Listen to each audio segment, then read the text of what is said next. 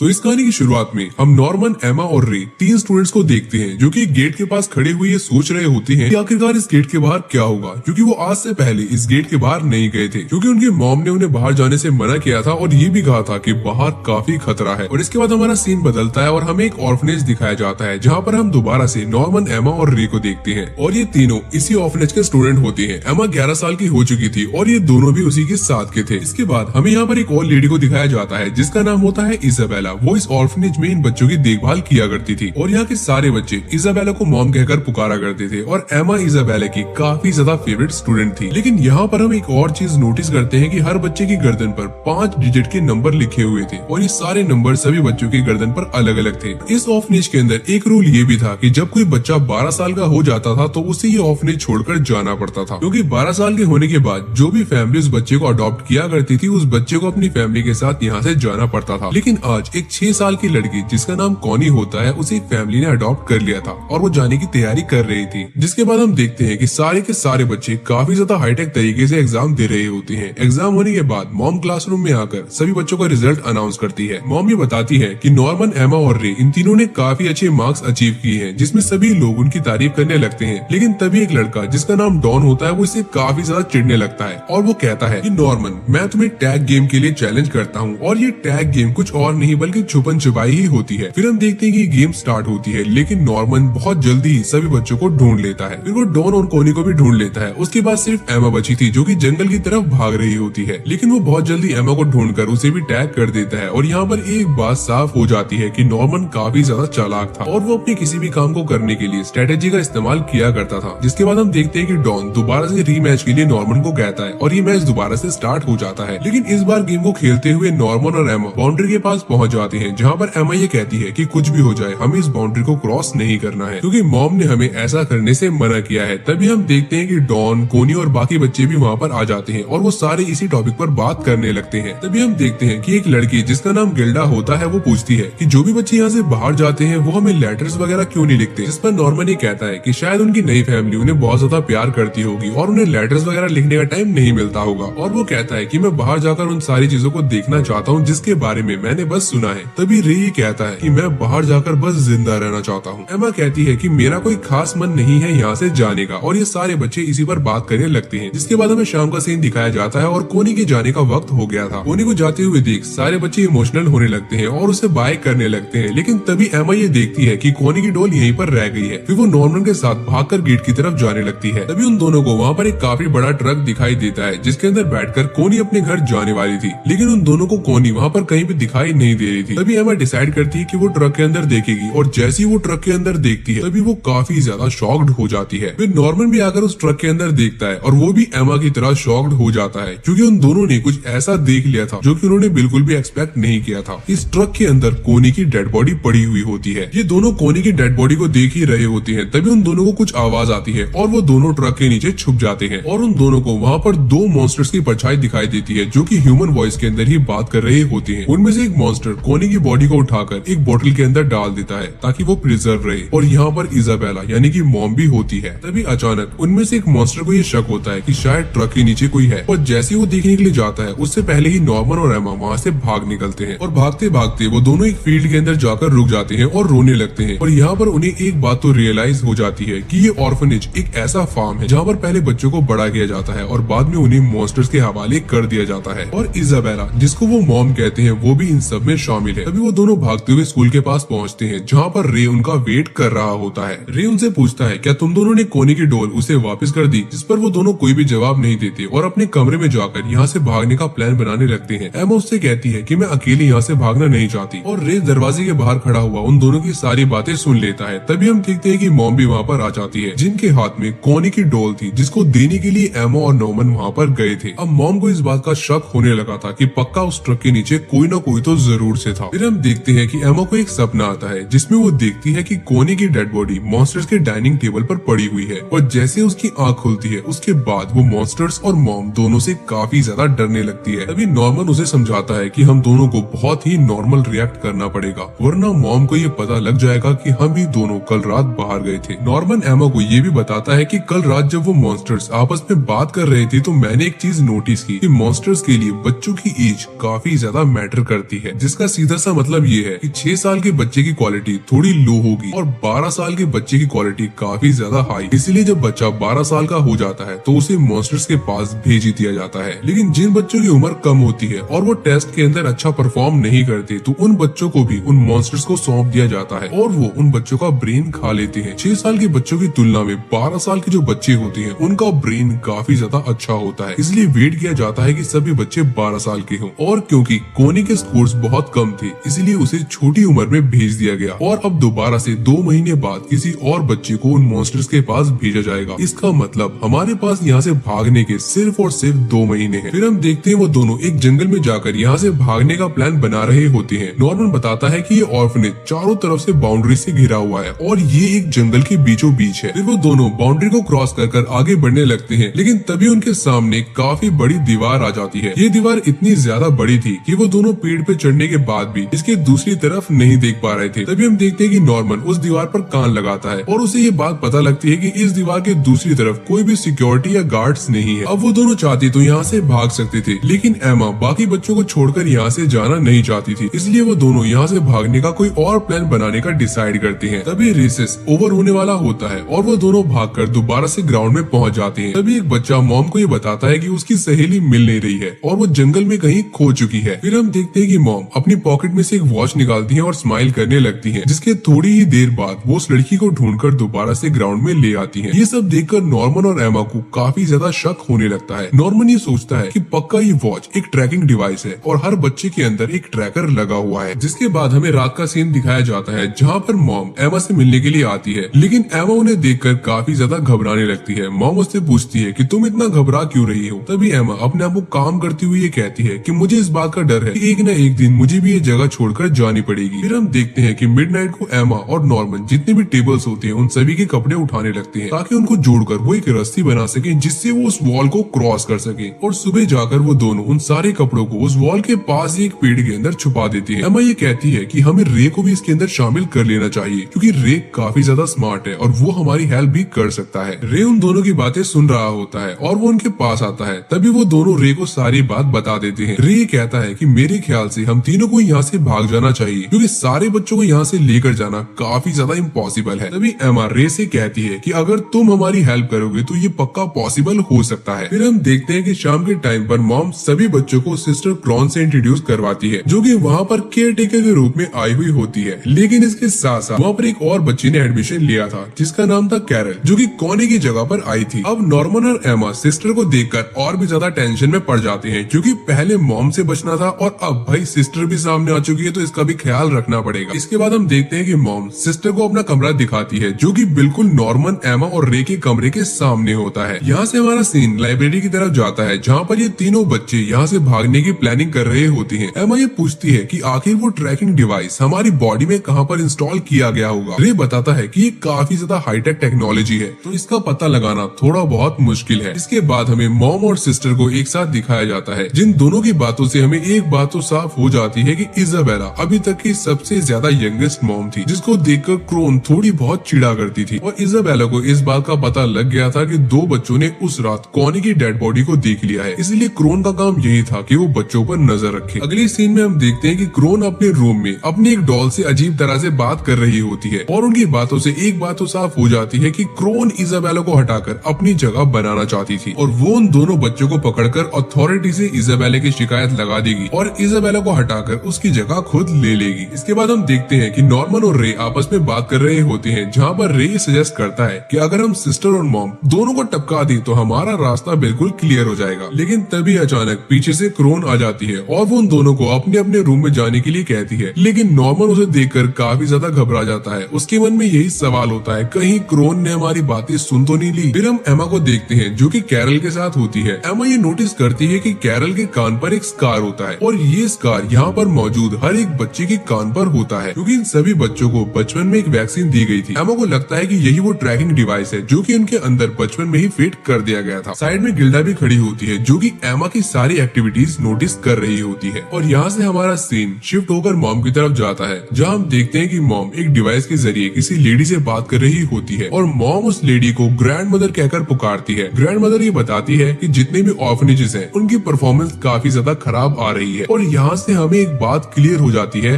कि इसके अलावा और भी ज्यादा ऑर्फनेजेस होती हैं जहाँ से बच्चों को डीमंस के पास भेजा जा रहा है। और फिर ग्रैंड मदर मॉम से पूछती है कि तुम्हारे यहाँ पर सब कुछ कैसा चल रहा है, जिस पर मॉम ये कहती है कि हाँ यहाँ तो सब कुछ बढ़िया है। फिर हमें सुबह का सीन दिखाया जाता है जहाँ पर सारे ही बच्चे ग्राउंड में होते हैं। तभी एमा बाउंड्री की तरफ जाने लगती है और गिल्डा उसे नोटिस कर लेती है। एमा भागकर नॉर्मन और रे के पास जाती है और उन्हें ट्रैकिंग डिवाइस के बारे में बताने लगती है, जिस पर नॉर्मन ये कहता है कि मेरे ख्याल से हमें इसे काटकर यहाँ से निकाल लेना चाहिए। लेकिन तभी एमा कहती है कि मॉम सुबह सुबह सारे बच्चों के बालों को कॉम्ब करती है तो वो इस कट को आराम से नोटिस कर लेगी। इसके अलावा सभी बच्चों को यहाँ से एक साथ भगाना इतना भी आसान नहीं है, क्योंकि सभी बच्चों में इतना स्टेमिना नहीं है कि वो वॉल को क्रॉस कर सके और तेज भाग सके। जिसके बाद एमा ये डिसाइड करती है कि हम उन बच्चों को टैग गेम के जरिए धीरे धीरे ट्रेन करेंगे, जिसके अंदर नॉर्मन उन बच्चों को पकड़ेगा, एमा उन बच्चों को फिजिकली फिट करेगी और रे उन बच्चों को स्ट्रेटेजी के बारे में बताना शुरू करेगा और धीरे ही धीरे वो बच्चे दिन ब दिन ट्रेन होने लगेंगे। फिर हम देखते हैं ये सारे बच्चों को लेकर टैग गेम शुरू कर देते हैं, लेकिन सिस्टर क्रोन भी उन्हें ज्वाइन कर लेती है। सिस्टर क्रोन काफी सारे बच्चों को बहुत जल्दी ही पकड़ लेती है। फिर वो एमा की तरफ भी बढ़ने लगती है, लेकिन एमा एक पत्थर के पीछे छुपी हुई होती है। तभी सिस्टर ये कहती है कि एमा की वीकनेस उसकी इनोसेंस और काइंडनेस है और रे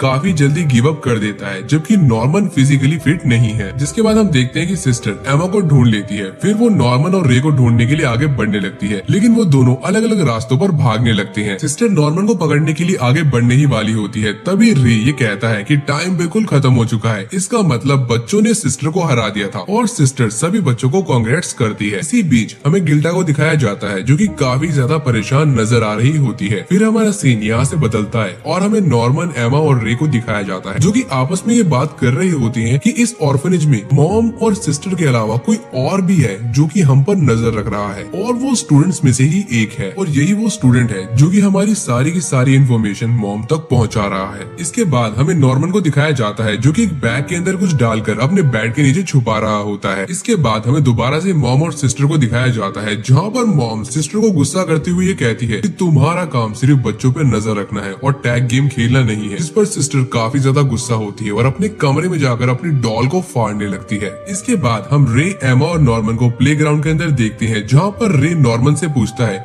कि क्या तुम्हें कोई आइडिया मिला जिससे हम इस ट्रैकर को निकाल सके। नॉर्मन बताता है कि अब से 10 दिन के बाद मैं इस ट्रैकर को तोड़ने का कोई ना कोई रास्ता निकाल लूंगा और 10 दिन के बाद हम यहाँ से बाहर भी निकल जाएंगे। लेकिन ये सुनकर रे और एमा थोड़ा बहुत घबरा जाते हैं क्योंकि उनके पास सिर्फ 1.5 महीना ही बाकी था। तभी नॉर्मन ये कहता है कि मॉम को इस बात का शक है कि जो भी बच्चे भागने वाले हैं वो शायद फेयरवेल के दिन भागेंगे, लेकिन हम उससे पहले भागकर मॉम को चकमा दे देंगे। इसके बाद वो तीनों डिसाइड करते हैं कि वो अपनी टीम को बढ़ाएंगे। फिर हमें लाइब्रेरी का सीन दिखाया जाता है जहाँ पर वो गिल्डा और डॉन को लेकर आ जाते हैं और उन दोनों को सारी बात बताने लगते हैं। इनकी बातों को सुनने के बाद डॉन और गिल्डा को बिल्कुल भी यकीन नहीं होता, लेकिन तभी नॉर्मन उन्हें एक लिस्ट दिखाता है जिसके अंदर 6 साल के बच्चों के नाम होते हैं जिन्होंने अपने टेस्ट में अच्छा स्कोर नहीं किया था और इनमें कॉनी का भी नाम शामिल होता है। और ये सारे वही बच्चे होते हैं जिन्हें टाइम से पहले फेयरवेल दे दिया गया था। लेकिन नॉर्मन गिल्डा और डॉन से एक बात छुपाता है कि कॉनी की डेथ हो चुकी है। वो बस इन दोनों से यही कहता है कि बाहर जाकर इन बच्चों को डीमंस के हाथों में सौंप दिया जाता है। तब हम देखते हैं कि डॉन और गिल्डा इन दोनों की बात मान लेते हैं और यहाँ से चले जाते हैं। उनके जाने के बाद रे नॉर्मन से कहता है कि तुमने कॉनी की डेथ वाली बात उन दोनों को क्यों नहीं बताई। तभी नॉर्मन कहता है कि अगर मैं उन दोनों को ये बात बता देता तो वो दोनों डर जाते। तभी रे कहता है लेकिन बाद में जब उन दोनों को ये बात पता लगेगी तो वो काफी ज्यादा हर्ट होंगे। और नॉर्मन ने डॉन और गिल्डा को इसलिए भी अपनी टीम के अंदर शामिल किया था क्योंकि उसे इस बात का यकीन था कि इन दोनों में से कोई ना कोई जरूर है जो कि मॉम को उनके सारे प्लान के बारे में बता रहा है और अब यही पता करना है कि इन दोनों में से वो बंदा आखिर है कौन। फिर हम देखते हैं कि नॉर्मन रे को एक प्लान के बारे में बताता है जिससे वो पता लगा पाएंगे कि इन दोनों में से जासूस कौन है। नॉर्मन का प्लान ये था कि वो उन दोनों को बता देगा कि उन्होंने यहाँ से भागने के लिए जो रोप बनाई है वो कहाँ पर रखी है, लेकिन वो उन दोनों को अलग अलग लोकेशन बताएगा। वो डॉन को बताएगा कि वो रोप उसके बेड के नीचे है और गिल्डा को बताएगा कि वो 2nd फ्लोर के वॉशरूम में रखी हुई है। और इन दोनों में से जो भी जासूस होगा वो लोकेशन का पता मॉम या सिस्टर में से किसी को भी बता देगा और इससे इनको भी ये बात पता लग जाएगी कि आखिरकार जासूस है कौन। इसके बाद हम रात का सीन देखते हैं जहाँ पर गिल्डा अपने रूम से निकलकर सिस्टर के रूम की तरफ जाती है, लेकिन एमा उसे देख लेती है। तभी हम देखते हैं कि किसी ने चुपके से मॉम को एक लेटर के अंदर ये लिखकर बता दिया था कि रोप नॉर्मन के बेड के नीचे है। फिर हम देखते हैं कि गिल्डा और सिस्टर आपस में बात कर रहे होते हैं और एमा बाहर खड़ी हुई उन दोनों की बातें सुन रही होती है। लेकिन गिल्डा सिस्टर को बस थैंक्स कहने के लिए आई थी क्योंकि सिस्टर उन सभी का काफी अच्छे से ध्यान रख रही थी। क्रोन काफी ज्यादा ट्राई करती है कि गिल्डा उसे कुछ बता दे, लेकिन गिल्डा गिल्डा अपना मुंह नहीं खोलती और एमा बाहर खड़ी हुई चैन की सांस लेती है। अगली सुबह हम देखते हैं कि इन तीनों को डॉन पर शक होने लगा था और नॉर्मन और रे आपस में ये बात कर रहे होते हैं कि आखिरकार कोई बच्चा मॉम का जासूस बना क्यों होगा, जिस पर रे कहता है कि पक्का उस बच्चे को कोई ना कोई फायदा हो रहा होता है। फिर हम देखते हैं कि नॉर्मन एमा से पूछता है क्या अब भी तुम सभी बच्चों को बचाना चाहती हो, इंक्लूडिंग वो जासूस, जिस पर एमा कहती है कि हाँ मैं यहाँ से सभी बच्चों को बाहर निकालना चाहती हूँ, चाहे वो बच्चे बचना चाहते हो या फिर नहीं, लेकिन हमें यहाँ से सभी बच्चों को बाहर निकालना है। अगले सीन में हम नॉर्मन और रे को देखते हैं जो कि अपने बेड के नीचे से और सेकंड फ्लोर पर वॉशरूम में से फेक रोप को बाहर निकाल रहे होते हैं। तभी हम देखते हैं कि नॉर्मन के बेड के नीचे रखी हुई रोप वहाँ से गायब थी, जिस पर रे ये कहता है देखा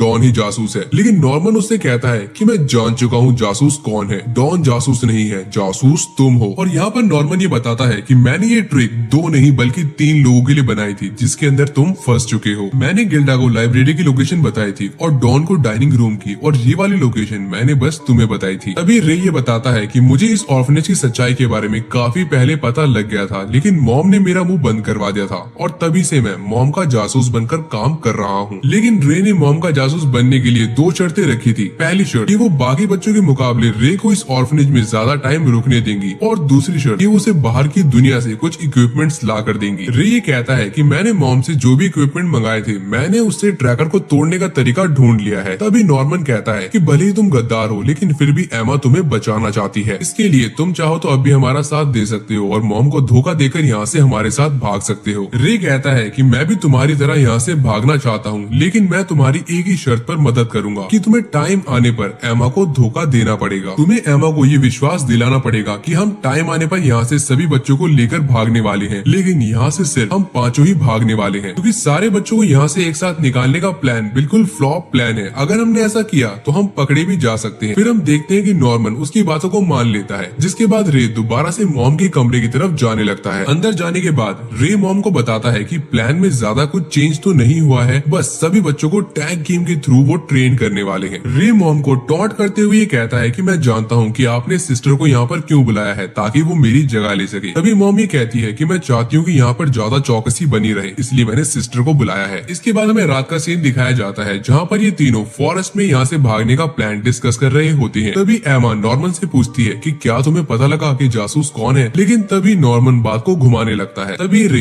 एमा को ये साफ साफ बता देता है कि वही जासूस है। एमा ये सुनकर काफी ज्यादा शॉक्ड हो जाती है। रे ये कहता है कि मैं तुम्हें उसी रात ये बताने वाला था, लेकिन तुम दोनों ने कॉनी की डॉल को बाहर छोड़ दिया था और सिचुएशन हाथ से ना निकली, इसलिए मैंने उस रात तुम्हें ये बात नहीं बताई। एमा उससे पूछती है क्या अब भी तुम हमारी टीम में हो, जिस पर रे हाँ करता है। फिर एमा उससे कहती है क्या तुम हमारे साथ सभी बच्चों को यहाँ से बाहर निकलवा दोगे, जिस पर रे झूठ बोलते हुए कहता है कि हाँ मैं तुम्हारा साथ देकर सभी बच्चों को यहाँ से निकलवा दूंगा। अगली सुबह हम देखते हैं कि डॉन और गिल्डा काफी ज्यादा नाराज होते हैं क्योंकि उन्हें प्लान के अंदर शामिल नहीं किया जा रहा और न ही उन्हें सारी बातें बताई जा रही हैं। फिर ये पांचों स्टोर रूम में बैठकर प्लान को डिस्कस करने लगते हैं, जहाँ पर एमा ये बताती है कि मैंने और गिल्डा ने मॉम पर काफी ज्यादा नजर रखी है और मॉम के रूम के पास एक और सीक्रेट रास्ता है, और मॉम रोज रात को 8 बजे यहाँ से गायब हो जाती है और इस सीक्रेट रूम में जाकर वो पक्का हेडक्वार्टर को कांटेक्ट करती होंगी। इसके बाद डॉन और गिल्डा को डाइनिंग टेबल लगाने के लिए बुला लिया जाता है, लेकिन ये दोनों वो सीक्रेट रूम ढूंढ लेते हैं। लेकिन इसके बाद वहाँ पर किसी के आने की आहट सुनाई देती है, जिसके बाद हमें पता लगता है कि एक छोटा सा बच्चा हाइड एंड सीक खेलता हुआ उन दोनों के पास गलती से आ गया था। इसके बाद हम दोबारा से उन तीनों को देखते हैं जो कि यहाँ से भागने का प्लान डिस्कस कर रहे होते हैं। रे कहता है कि हमारे पास ऑर्फनेज की मोस्ट ऑफ द इन्फॉर्मेशन आ चुकी है और अब हम इस ट्रैकिंग डिवाइस को भी तोड़ सकते हैं, बस हमें बाहर की दुनिया की इन्फॉर्मेशन को गैदर करना है। तभी नॉर्मन ही कहता है कि यहाँ से बाहर निकलने के 3 स्टेप्स हैं। पहला उस वॉल को क्रॉस करना, दूसरा इस फार्म से बाहर निकलना और तीसरा